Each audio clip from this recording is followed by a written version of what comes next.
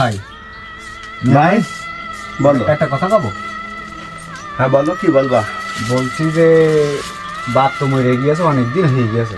হ্যাঁ, এই যে গরিব মানুষ, ঠিক মতো দিন মান চলছে না, তাহলে আমিও তো পড়াশোনা করছি, একটা কথা কই। বলো। বলছি তুমি নাই বিদেশ যাও। বিদেশ যাবো? বিদেশ যেতে গেলে এখন কত টাকা পয়সার দরকার আছে, এত টাকা এখন কোনতে আমি জোগাড় করবো? তোমার পড়াশোনার খরচ দেবো কোনতে, আর আমি বিদেশের টাকা জোগাড় করবো কোনতে? যাই হোক, একটু কষ্ট মষ্ট হলেও একটু বিদেশ যাও, তাহলে আমাদের সংসারটা ভালোভাবে চলবে না, আবার কিছু দেরিও করতে পারবা না।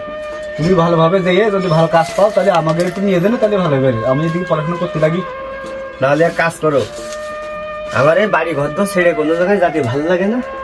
আমার গ্রামের লোকের প্রতি অনেক মায়া।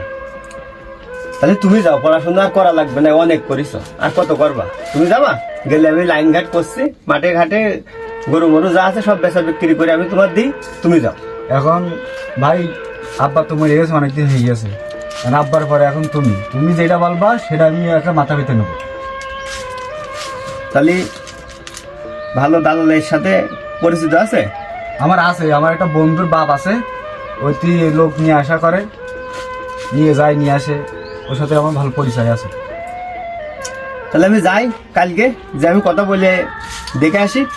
আচ্ছা ঠিক আছে, দালালে আমি ঠিকানা দিয়ে দিচ্ছি। ওই যে আলিকত চাচা আছে না, ওই আলিকত চাচা বাড়ি এসে, ওর বাড়ি গেলে পাওয়া যাবে না। আচ্ছা ঠিক আছে, তাহলে আমি তার সাথে যোগাযোগ করে আসি, আচ্ছা ঠিক দেখি আছে। সে কি বলে। আচ্ছা ছোট ভাই আমার বিদেশ যাবে, আমি যাই যে দালালের সাথে কথা কয়ে আসি। আর আমার যে কি আনন্দ লাগছে, ভাই আমার বিদেশ যাবে এই কথা ভেবে। যাই যে দালালের বাড়িতে ঘুরে আসি। বা খদে, আমার ভাই বিদেশ যাবে, তাই আমি দালালের বাড়ি যাচ্ছি। ভাই হ্যাঁ ভাই, এই জায়গায় শুনলাম ভালো দালাল আছে নাকি, ওই আলিকদর ভাই, তার হাত দিয়ে নাকি অনেক লোক বিদেশ গেছে, তার বাড়িটা একটু চিনে দেন দিন, আমি একটু যাবো। তার তার বাড়ি আমি ভাই চিনই দিতে পারি, আমার টাকা লাগবে 200। 200? যাচ্ছি দালালের কাছে, আর প্রথমে দালালের হাতে পড়ে গেলাম। তো তুমি যাও, চিনে যাও তাহলে। চিনি নে বুঝে তাই তোমার ডাকলাম, এই নাও তোমার 200 দিয়ে দিলাম। প্রথমেই দালালের রং চং করা বাড়ি আছে। ওই ভাই মনে হয় এই বাড়ির কথাই বলেছে। আরে আল্লাহ, শালা বিদেশে যারা থাকে তাদের বাড়ির রং সং কালার ওলার কি সব এরকম নাকি? আল্লাহ বানিয়েছি, ও বসায় দেখ আমার ভাই বিদেশ গেলে আগে ও বাড়ি করে এসি বসা গরমে শান্তি করবো। ও আলিকদর ভাই, আলিকদর ভাই, ও আলিকদর ভাই। ভাই ভাই এটা আলিকদর ভাই বাড়ি না? হ্যাঁ, এটা আলিকাদের ভাই উনি বাসায় আছে? আছে। ওনার সাথে একটু কথা বলা যাবে? উনি তো ঘুমিয়ে রয়েছে। একটু ডেকে দেখেন তো কি বলে। আচ্ছা দাঁড়ান, আপনি ও পাশে দাঁড়ান, ও পাশে গেটের কোন দাঁড়ান, আমি দেখে দিচ্ছি ওখানতে।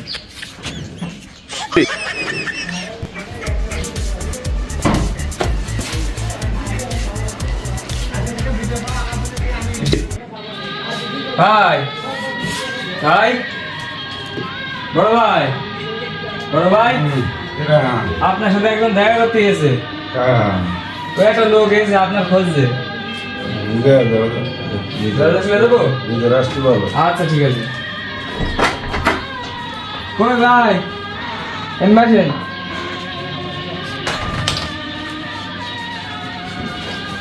ভাই আসসালামু আলাইকুম।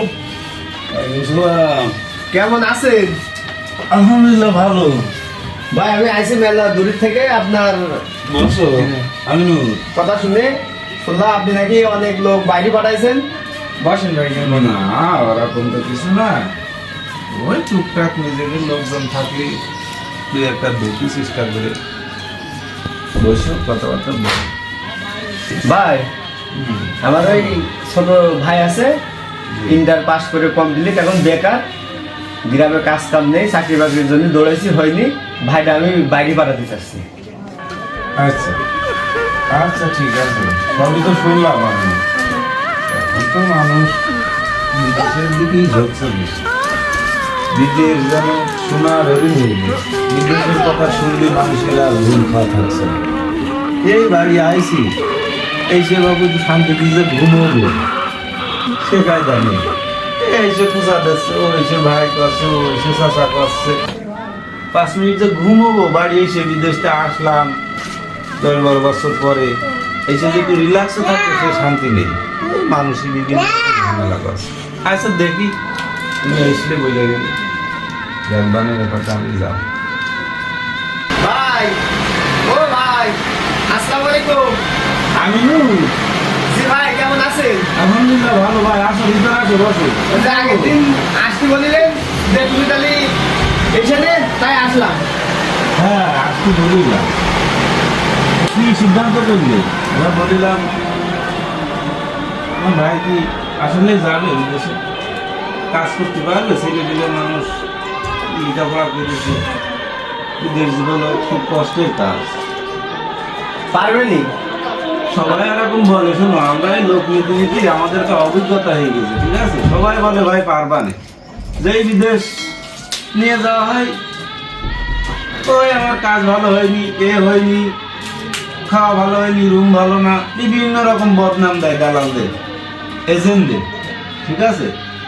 তুমি আমার গ্রামের ছেলে ভাই, আইসাও তোমার আমি ফিরত চিনে টাকার পাসপোর্টটা দিয়ে দিই না, তোমার ভাই বললে না আগামী শুক্রবারে মেডিকেল। আপনার সেখানে টাকা পয়সা কত কিরকম লাগবে কি না লাগবে না ওগুলো তো আমরা জানি না। আমরা এই লাইনে একদম নতুন, আমাদের বাড়ির আশেপাশে কেউ যায়নি যে তাদের কাছ থেকে একটু শুনে আপনার কাছে আসবে। এখন আপনি বলেন টাকা পয়সা কিরকম লাগবে না? টাকা পয়সা লাখ 5 করে নিস। 5 লাখ? হ্যাঁ সরকারি ভাবে, এ তো ডাইরেক্ট কোম্পানি ভিসা, ঠিক আছে? ওরে আল্লাহ, এই 5 লাখ টাকা কোয়ান্টাস করবেন, একটু কম মাইটমাই নিলে হবে না? এ কি বলি, মাছ বেশি বাজারে, আমি তো এসবটা স্টোরি নেই। তার টাকা কি আপনার পুরোপুরিটা শোধ দেওয়া লাগবে নাকি আগে অর্ধেক দিলে হবে? না এখন লাখ 2 টাকা আর পাসপোর্টটা আপনি দিয়ে যান। এই ছেলে মিলে চুপ কর, ও করছিস না। না শয়তানি করো না, কথা বলতে যাচ্ছে না, ঠিক আছে? এই 2 লক্ষ টাকা পাঠাই দেবানে, আমি আর আসতে পারবেন না, তার কারণ আমার কাজ কাম ব্যস্ত, তার ভিতরে আছে আমি এখন। কারোর যে টাকা পাঠাই দেবানে, আপনি এদিকে রেডি করে জানাইন কি দেখি হয়। আর এতদিন তো আমি আইছি, কাজ কাম কম ছিল, আর প্রতিদিন আমি আসতে পারবো না, আপনার সাথে মোবাইলে কথা বলে নেবানি। তাহলে আসি ভাই। হ্যাঁ আচ্ছা ঠিক আছে, যাও তাহলে। ভালো থেকেছো, আসসালামু আলাইকুম। ওয়ালাইকুম আসসালাম।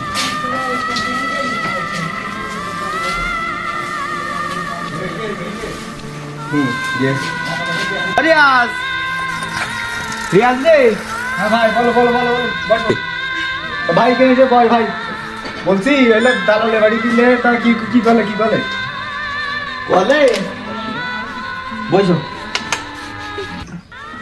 যে টাকা পয়সা লাইন করো। ওরে আল্লাহ, তুই আগে দালালের বাড়ির কথা শোন ভাই, যে দেখে আসলাম না, ওরে না এসি বেসি লাগাই থাইমে লাগাই করে কমপ্লিট। আর দালাল আমার ঘরের মধ্যে বসালে ফুল করে এসির বাতাস লাগছিল, কি সুন্দর লাগছিল, ঠান্ডা ঠান্ডা আসতেছে করছিল ভাই।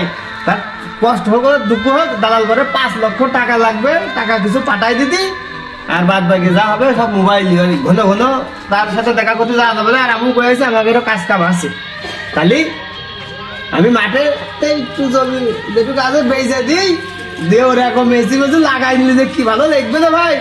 আমি একটা কথা কব, কষ্ট করে যখন বিদেশ যাচ্ছি তোমার মনে আসা পূর্ণ করে আসবান। আমি বলে এসি ঘরে থাকবো বলো, আচ্ছা সে তাই হবে ভাই, আমাকে তো বাপ নেই, তোমার আশাটা আমি পূর্ণ করো ভাই। এখন তোমার যেটা আমার বিশ্বাস আছে, আমাদের গ্রামের অনেক লোক তো আমি দেখলাম বিদেশ গিয়েছে, কেউ 8 বছর 10 বছর থেকে এসে কেউ কিছু করতে পারেনি, বাপ মার টাকা পয়সা দেয় না, আবার শুনে যে ওই জায়গায় বিয়ে করে ওই জায়গায় ঘর সংসার করছে, আবার নাকি বাচ্চা কাচ্চা হয়ে গিয়ে আবার তারা এই জায়গায় আসে, আবার নাকি হ্যালো বিয়ে করে। তো ওই জন্য ওরকম করবি না ভাই, আমার প্রতি বিশ্বাস নেই ভাই। আছে বলে তো আজ দালালের বাড়ি গেছি। আচ্ছা ঠিক আছে, আপনার তোমার মনে আসা পূর্ণ করে দেবো।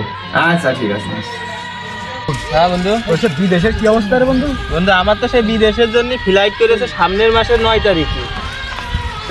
আমারও তো একই অবস্থা, আমার বড় ভাই জোর করে করলে যে ভাই একটু বিদেশিতে যাও, বাপ বাবা আছে বিদেশ যা। আমি তো বিদেশ যাবো, মানে কার 2 বন্ধু বিদেশ 10 বছর থাকবো, থেকে এসে একসাথে বিয়ে করবো। একসাথে এক বাড়ির মধ্যে বিয়ে করতে হবে তার। বিশাল মজা, পাখি দেখবো, হ্যাঁ। শালি টালি থাকলি সেই এরম না আসবে না, ওরে সেই নাচ হবে, সেরাম মজা হবে বন্ধু, বুঝলি? গাড়ি দেবো অনেকগুলো। মনে কর বন্ধু বান্ধব তো সবার দাওয়াত দেবো আর মোটর সাইকেলে দেবো বিয়ে করছি দুইজন, বুঝলি? বন্ধু তাহলে ওই তোর ভাই কি বলে কবে কি দেখি হবে? আমারও মানে সামনের মাসের দিকে হইবে না, বুঝলি? ও তোর ফোনে জানাই দেবো না বন্ধু, তাহলে আমি তো বাড়ি যাই, আমার ভাইয়ের সাথে একটু কথা কর দরকার। তাহলে তুই যাওয়ার আগে আমার সাথে একটু যোগাযোগ করিস না, আচ্ছা, তুই একদিন আবার একটু আড্ডা দুবানে। আচ্ছা তুই আমাকে তো ফোন দিয়েছেন যাওয়ার আগে। আচ্ছা বন্ধু তাই বাড়ির দিক গেলাম, একটু মাঠের দিক আচ্ছা যেতে হবে। বন্ধু সাবধানে থাকছি, হ্যাঁ? আচ্ছা বন্ধু। যা। এর সাথে তো দেখা করে আসি, ভাই দালালের সাথে কথা বলছি নাকি দেখে আসি। এ ভাই, এই দালালের সাথে কথা হয়েছে? দালালের কাছে কথা হয়নি, টাকা পাঠানোর পরে শুনলাম যে ও নাকি বিদেশ চলে গিয়েছে। এখন ফোন দিয়েছি, রিসিভ করছে না। দেই আজকে আর একবার ফোন দিয়ে দেখি কি করে। আমি ওই পাড়ার ওই তাজ বন্ধু আছে আমার, ওর সামনের মাসের 9 তারিখে ফ্লাইট। ওরে আমি কি ও দালালের কাছে যাই? তুই করলি আমার বন্ধুর আব্বা, তাই আমি গেলাম ওর কাছে। আচ্ছা কথা মতো বলে একটু তাড়াতাড়ি পাঠানো যায় কিনা দেখছেন। আমার জীবনে সঞ্চয়গুলো সব আমি জমা করে দিলাম ওই জায়গায়। তাহলে আমি তো এসি ঘরে শোবো, এসে দালালের বুঝতে পারি দালাল। ভাই যে এমনি আশা পূর্ণ হবে আল্লাহর রহমতে। আচ্ছা তো আমি দালালের সাথে কথা কই। আচ্ছা আসসালামু আলাইকুম, কেমন আছেন? চিনতে পারিছেন?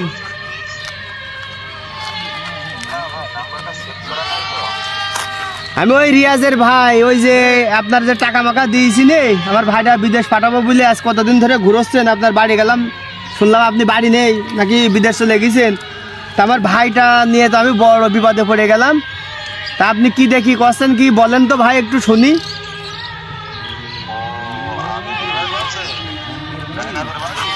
ও জি ভাই, জি জি।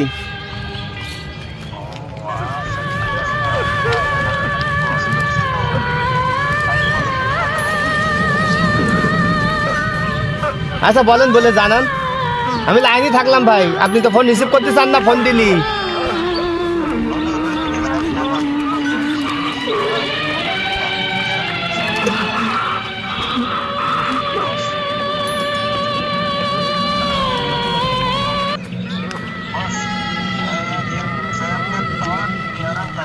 dari kampung biar kita mau masuk Malaysia bila dia orang sini lain boleh bagi tahu sama saya ya.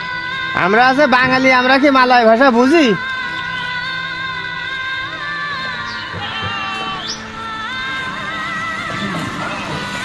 হ্যাঁ ভাই, মালয় ভাষায় কি কথা বলছেন আমি কিছু বুঝিনি। ও আমি আরো মনে করলাম আপনি আমার সাথে কথা বলছেন।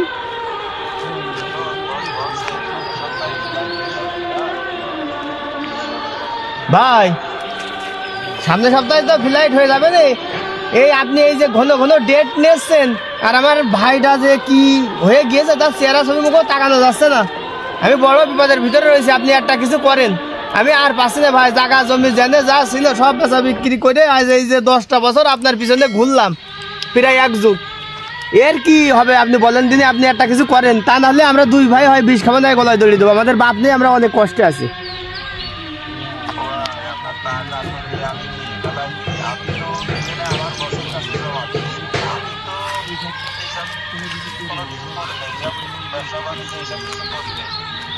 এই যে 5টা লাখ টাকা আপনার কাছে, এই যে 10টা বছর আমি 5টা লাখ টাকা ফেলে তুলাম। আমার এই 10 বছরে 5 লাখ টাকায় আমার কত কি হয়তো জানেন? আমি তো লোভে পড়ে গেছি। মুরব্বীরা ঠিকই কয় যে লোভে পাপ, পাপে মৃত্যু। আমি যদি ওই সময়টা এই টাকাটা অন্য খাতে লাগাই দিতাম, তাহলে আমার ভাইটার পড়াশোনা হয়তো, চাকরি বাকরি হয়তো। এই বিদেশ করে আমি পড়াশোনাটাও তার নষ্ট করে দিলাম।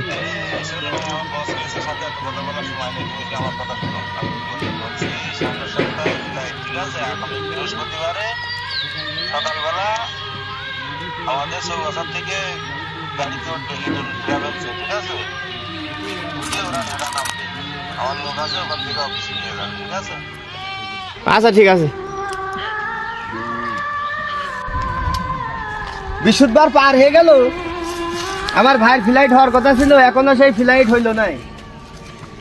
দি ফোন দিয়ে দেখি দালালের ফোন যায় কি। আল্লাহ, এই যে ফোন দিয়ে বন্ধ দেখাচ্ছে, তাহলে উপায়টা কি হবে রে?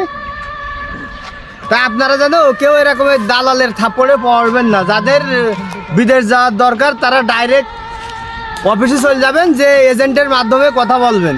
কোনো দালালের কাছে টাকা পয়সা দেবেন না। দালালরা বড্ড বি ক্লাস থার্ড ক্লাস মনে হয় এগের নজনে সজনে করে গালাগালি দিই। তবে আপনাদের উদ্দেশ্যে করে বলছি যে আপনারা যাদের বিদেশ পাঠাবেন, কেউ ছেলে পাঠাচ্ছে কেউ ভাই পাঠাচ্ছে, আপনারা এদেরকে বিদেশ পাঠানোর জন্য ডাইরেক্ট অফিসে চলে যাবেন।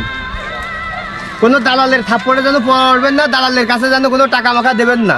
অফিসে যেয়ে টাকা পয়সা দিয়ে আসবেন। আজ দেখেন আমার ভাইটার পিছনে আমি 5 লাখ টাকা খরচ করলাম, অথচ তার বিদেশ যাওয়া হলো না, তার লাইফটা পুরো বরবাদ করে দিলাম, লাইফটা নষ্ট হয়ে গেল। না হলো পড়াশুনো, না হলো বিদেশ যাওয়া, না হলো চাকরি বাকরি, না হলো মাঠঘাট তো সব বেঁচে কিনে দিয়ে দিলাম, অথচ আমার ভাইয়ের লাইফটা আমি সেটেল করতে পারলাম না।